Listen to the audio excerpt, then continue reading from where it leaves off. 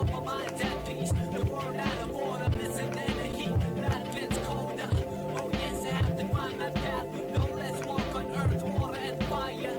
The elements compose a matter. Opens my motives of piranhas and alga. Steel packed tight in my crew. Chip on my armor, a sign of all pro. The ultimate reward is dining on awards. At odds with the times and wars with no lords. A freelancer, the battle cry of a hawk. Make a dove fly and a tear dry. Wonder why a lone wolf don't roll with the clay. Only trust instincts and behold the play. Some days, some nights, some live, some die. And the way up the sound of right. Some fight, some bleed, some up, some down. The sons of a battle cry. Some days, some nights, some live, some die. And the name of the sound of right. Some fight, some bleed, some up, some down.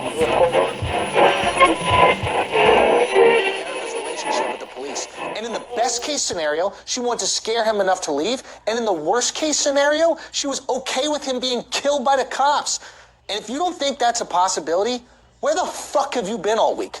The same day the New York police were called on Christian Cooper, the Minneapolis police were called on George Floyd.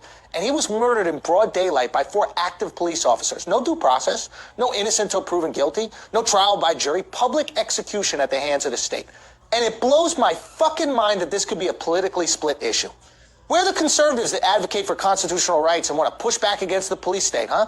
Every life is precious when it's an abortion, but not when black people get choked out?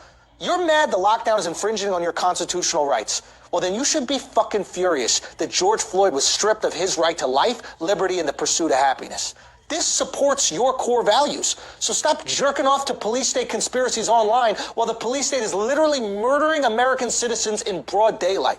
And people on the left, stop coming up with word games to absolve yourselves of any action. I'm crippled by my white guilt. I'm checking my white privilege, or whatever else they teach you at art school. Fuck checking your privilege. Use your privilege to disrupt legitimate racism and oppression. You lamenting about your white guilt does very little to fix the problem. Slavery wasn't ended by checking your privilege, and segregation wasn't ended by clamoring on about your white guilt. No.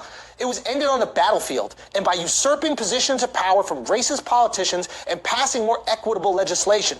So demanding the indictment of the cops that killed George Floyd is the bare minimum of what you should do. White people, you can't insist on black people integrating into white society and then call the cops on them every time they do. From a gym in Minneapolis to an apartment building in St. Louis to a park in New York City.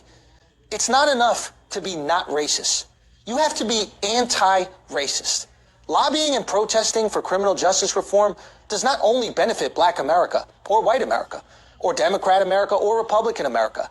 It benefits the United States of America.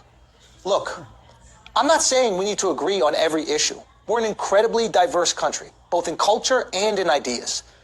But there is one issue which we cannot afford to be morally split on. And that's fighting racism and corrupt institutions, especially when innocent Americans are being killed under the knee of authority. There is no two sides to this story. There is no more information to come out. There is right and wrong. The choice is yours.